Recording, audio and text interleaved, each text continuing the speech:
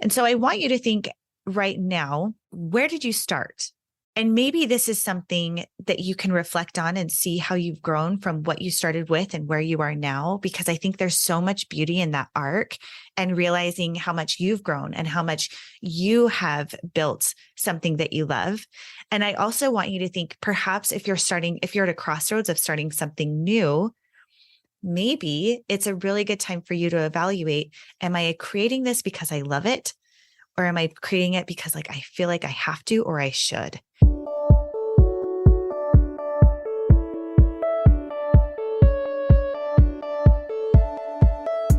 So you want to make an impact. You're thinking about starting a business, sharing your voice.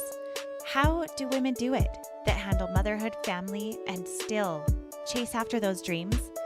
Well, listen each week as we dive into the stories of women who know. This is Call Me CEO.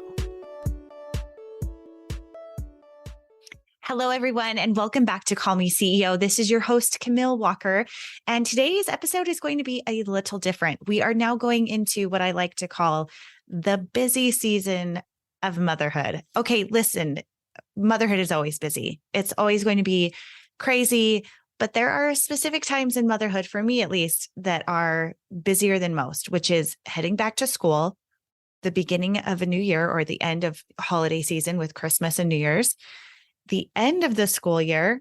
And those are probably the top three for me. So what I like to do during busy times is have a prep session. And we are, depending on who you are, I know some of us are starting in a week, some of us are starting in maybe a month, but I want you to prep for what that new routine is going to look like for you in your home and for your children. And for this episode, I specifically wanted to focus on embracing slow progress.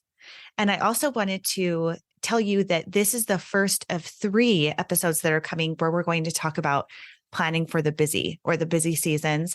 And today's episode is all about slow progress. So I wanted to start this episode with a story. I recently went to a conference that was put on by Jody Moore. She is the host of the Better Than Happy podcast, which is incredible. And she put on a conference called Impact 2.0. It was for women entrepreneurs, some who are mothers, some who are not, some who had businesses, some who did not. And one of the guests that came and spoke to us was Kelsey Nixon, who is a TV show host. She actually she's an Emmy nominated outstanding culinary host and was part of the cooking channel where she would share meals for families and also how to cook. And what was really fun is that her topic was on slow progress. And she showed a video to us of when she first started out in college as a 19-year-old who wanted to host her own television show doing live food prep. And what was really awesome is she pulled out these archives of her making an ice cream sandwich cake. And it was sloppy and messy, and she was adorable. Like, she's always been adorable, but the actual presentation of the food was actually quite hilarious. There was sloppy fingers, she was like jamming these ice cream sandwiches into this dish, and it's hilarious to watch. Number one, I love that Kelsey was willing to show that video and say, look where I started.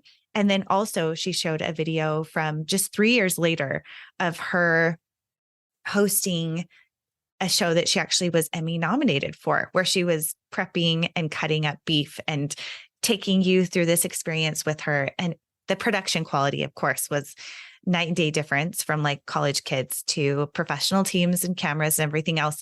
But her presentation quality was incredible too. Like, she herself had grown so much in that progress of what she was doing and how she was pursuing her dream. And so I was reflecting on my own content creation of starting a blog. And my first blog posts, you guys, are pretty embarrassing. In fact, I think my very first blog post that I ever put up was a handmade bow tie and matching bow, which, as a stay-at-home mom of 2, I thought this was like a really great idea and something to share. And it was a little sewing tutorial, which was fun. But here's the funny thing about that is that formally, I do have an education where I can sew. It was part of my family and consumer science education degree. And so that it was fun to kind of get those squeaky wheels going again of creating something. But the other thing, number two, was I don't love sewing. I thought I created it because I thought that that was something that would do well. I thought that that's on Pinterest, what people were sharing and doing, which it was a DIY thing that I was teaching someone something. But what I then soon learned very soon after was that if you're trying to create content that you think others will enjoy only for the purpose of them enjoying that content and you not really loving and having a passion for that content, is that fire and that energy to continue building that content will dim. It doesn't mean that it's not the right content for someone else. It doesn't mean that people online won't enjoy that content. But if you're trying to pursue something purely for the fact of thinking that it will consume it or love it just because it's doing well for someone else, it doesn't mean that it's going to be a good fit for you. So I have a friend, Sarah Tiao, who has built a massive following doing sewing and reconstruction and repurposing her clothing. And she loves it. And it's given her worldwide fame where magazines and TV shows have featured her work. And she does it because it's fun and because she loves it.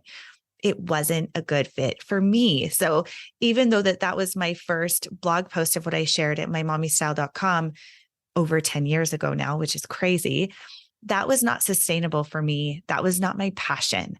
And so I want you to think right now, where did you start? And maybe this is something that you can reflect on and see how you've grown from what you started with and where you are now, because I think there's so much beauty in that arc and realizing how much you've grown and how much you have built something that you love. And I also want you to think, perhaps if you're at a crossroads of starting something new, maybe it's a really good time for you to evaluate, am I creating this because I love it? Or am I creating it because I feel like I have to, or I should? Those are questions that I have to ask myself all of the time. Being a creator and also entrepreneur, I am constantly having to evaluate, am I creating this because I love it? Or am I creating it because I think I should? And that distinction of where you are will really help you to know if you are living in a place of abundance and being able to fulfill that desire, or if you're doing something that will increase burnout and make it so that you don't want to keep doing the thing.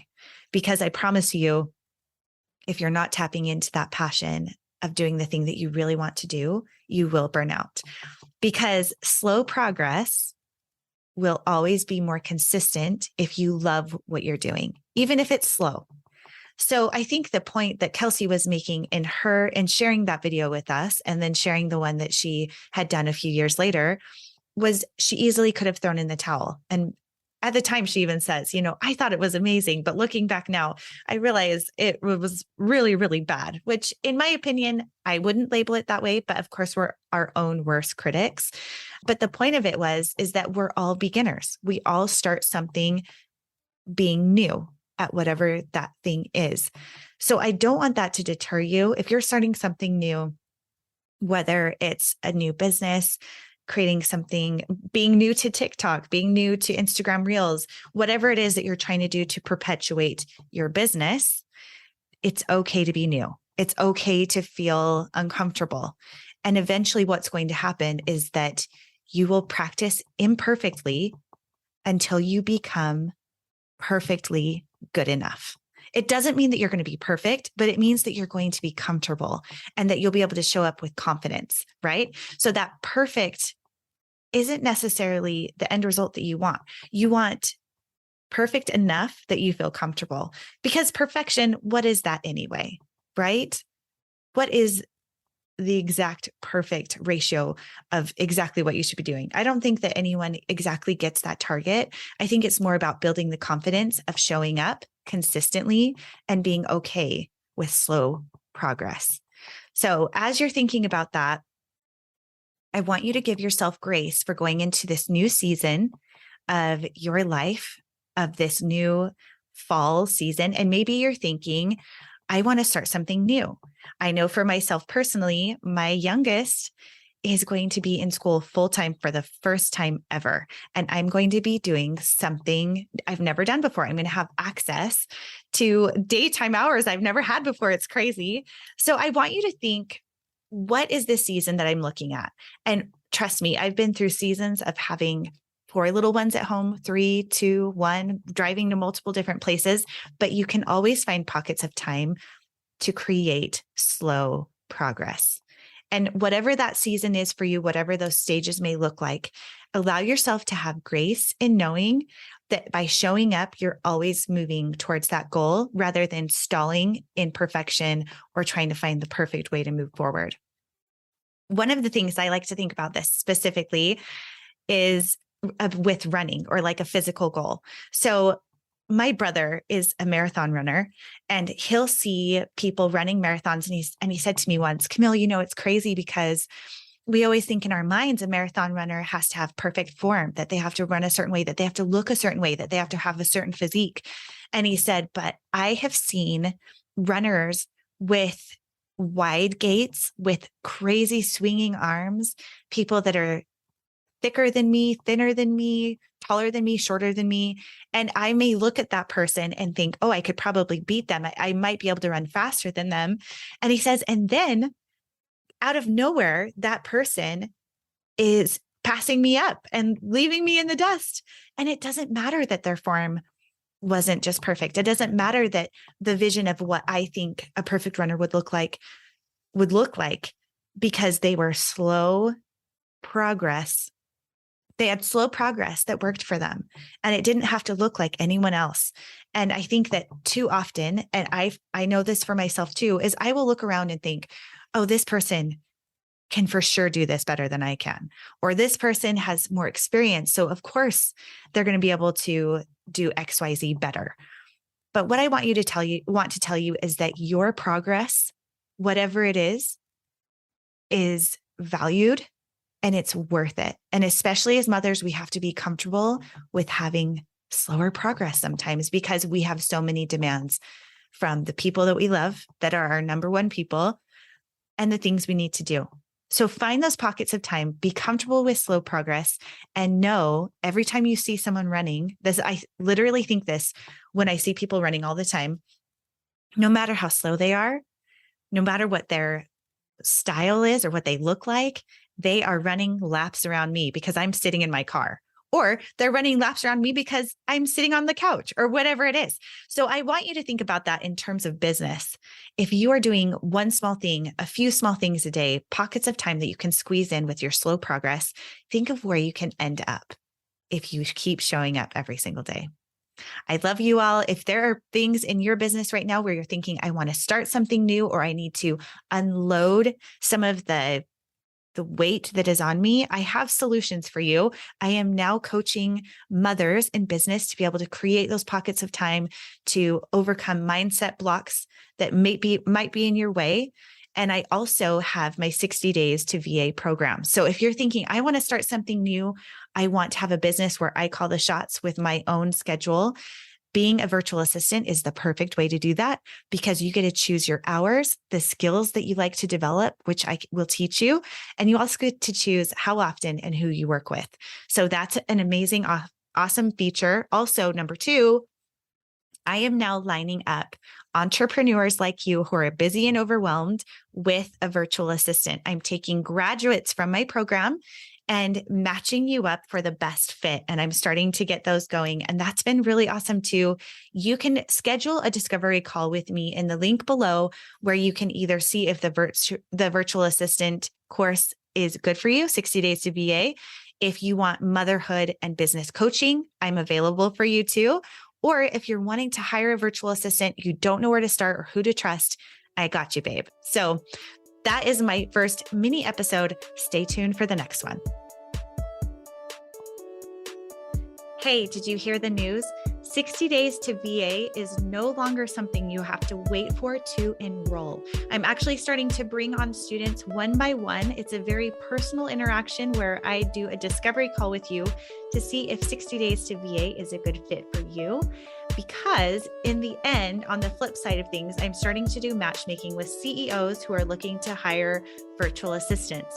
So if that's something that you feel like is a good fit for you, you want to become your own boss and start a business that you can do on your terms and with your schedule so you can spend that purposeful time with your kids, reach out to me. You can book your time at camillewalker.co, or you can DM me at camillewalker.co or Call Me CEO podcast, and we can set up a time to chat. I can't wait to talk with you.